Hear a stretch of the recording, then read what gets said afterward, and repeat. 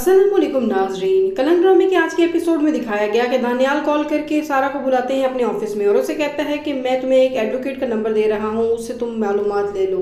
सारा कहती है कि मैं समझी नहीं, तो वो कहता है कि मैं भी नहीं समझा कि तुम अब तक खामोश क्यों थी, तुम्हें हैरेसमेंट का केस करना चाहिए सरफराज के खिलाफ। जिसमें सारा कहती है कि इस पे कोई एक्शन नहीं होगा, उल्टा लड़की ही बदनाम होती है। दानियाल पूरी कोशिश करता है कि वो सारा को कन्विंस करे उस पर केस करने के लिए, मगर सारा कुछ सोचने के लिए अपने ऑफिस में चली जाती है कि जैसे ही बाहर निकलती है बाहर सरफराज खड़ा होता है और उसे रोक लेता है। जिस पर सारा चीखने लगती है और कहती है कि अब तुम मुझे बदनाम करने के लिए यहाँ भी पहुंच आए हो, खुदा के लिए मेरा पीछा छोड़ दो, यहाँ से चले जाओ। जिस पर वो कहता है कि तमाशा मत बनाओ, मेरी बात सुनो, मगर वो कुछ सुनने को तैयार नहीं होती। वो पहले ही बहुत ज्यादा परेशान होती है कि अचानक दानियाल और सिद्दीकी साहब वहाँ आ जाते हैं। दानियाल सारा को ऑफिस में जाने के लिए कहता है और सिद्दीकी साहब से कहता है कि इसे धक्के मार के बाहर निकाल दे, मगर सिद्दीकी साहब तो चमचा था सरफराज का। सरफराज सिफारिश करवाता है सिद्दीकी साहब से और दोबारा ऑफिस में आ जाता है। दानियाल के हाथ जोड़ता है, पाँव जोड़ता है, माफी मांगता है, मगर दानियाल तो माफ करने वाला ही नहीं था। जब दानियाल कुछ सोचने ही लगता है कि अचानक सरफराज कहता है कि तुम उस सारा के लिए ये सब कर रहे हो, यकीनन वो चालाक लड़की है, मुझे छोड़कर वो पैसे के पीछे आ गई है। जिस पर दानियाल को बहुत ज्यादा गुस्सा आता है, वो गिरबान से पकड़ता है और घसीटते हुए उसे ऑफिस से बाहर ले आता है।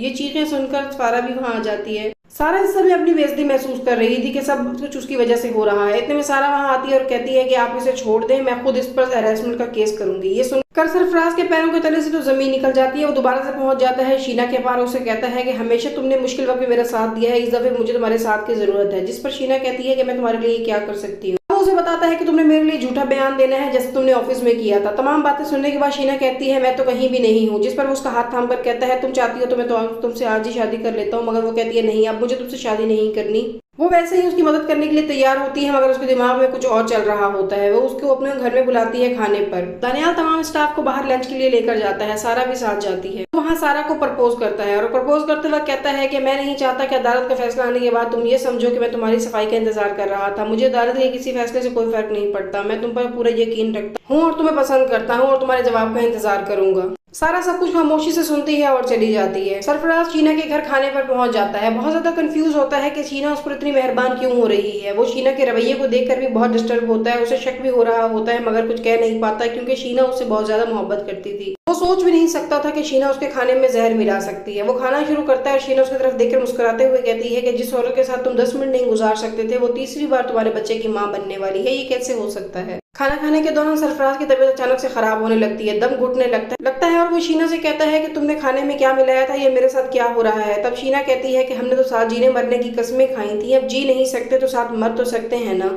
सरफराज उसे कहने लगता है कि मेरे छोटे छोटे बच्चे हैं, तुम्हें मुझ पर तरस नहीं आया, तुमने मेरे साथ क्या कर दिया। तब वो उसका गिरबान पकड़ के कहती है कि जब तुम ये सब अफेयर चला रहे थे तब तुम्हें छोटे बच्चों का ख्याल नहीं आया, तुम्हें शर्म नहीं आती। इससे अच्छा है तुम्हारे बच्चे यतीम हो जाएं, तुम्हारे जैसे बाप के होने से बेहतर है। सरफराज जमीन पे गिरता है और ढेर हो जाता है। इसके बाद वो खुद जल्दी जल्दी तमाम खाने को खत्म करती है और टेबल पर अपनी जान दे देती है तड़प तड़प कर। इस तरह दोनों ही अपने अंजाम को पहुंच जाते हैं। सारा ऑफिस जाने के लिए निकलती है तो वो दुरैया को फोन पे बात करते हुए सुनती है शाहरुख के साथ और शाहरुख कह रही होती है कि मैं अब तुम्हें और मजीद पैसे नहीं दे सकती, मैं पहले ही पैसे चुरा चुरा कर थक गई हूँ। अब सारा को समझ आता है कि चोरी हुआ हुआ सामान कहाँ जा रहा है और दुरैया किसके पीछे पड़ी हुई है। ये सब देखकर सुनकर वो परेशान हो जाती है क्योंकि वो दुरैया जैसे दिल की मालिक नहीं थी कि उसके पीछे इल्जाम लगा दे और ढंडोरा पीट दे। नाज़रीन, आप क्या समझते हैं कि सारा ये सब कुछ सुन के दुरैया की मदद करेगी या उसके पीछे इल्जाम लगाना शुरू कर देगी? अपनी राय कमेंट बॉक्स में जरूर बताइएगा। वीडियो को लाइक, चैनल को सब्सक्राइब करना ना भूलें। Thank you.